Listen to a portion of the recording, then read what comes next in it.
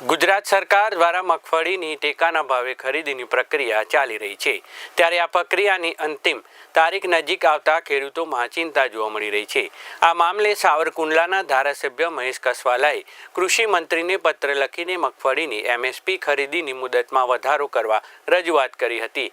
ધારાસભ્યની આ રજૂઆતથી હજારો ખેડૂતોને મોટી રાહત મળવાની આશા જાગી છે।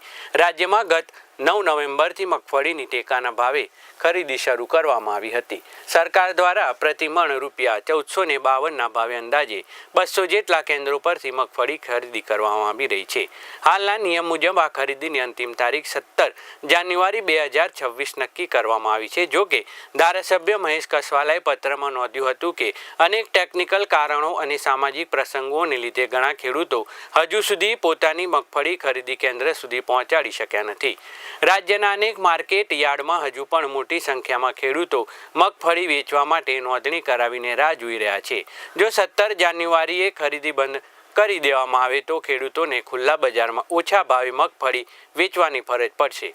તેથી આ મુદતમાં તાત્કાલિક વધારો કરવા અપીલ કરી હતી। જો સરકાર દ્વારા મુદત વધારવાનો નિર્ણય લેશે તો બાકી રહી ગયેલા હજારો ખેડૂતોને યોગ્ય ભાવ મળી શકશે અને તેમને આર્થિક નુકસાનીમાંથી ઉગારી શકાશે।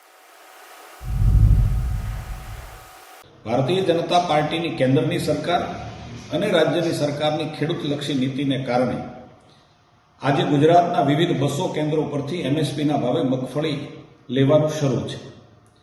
જ્યારે ખેડૂતો પાસે જઈએ છીએ, સંવાદ કરીએ છીએ, ત્યારે ખેડૂત ખૂબ સંતોષ પણ વ્યક્ત કરે છે, રાજ્ય અને કેન્દ્ર સરકારનો આભાર પણ માને છે।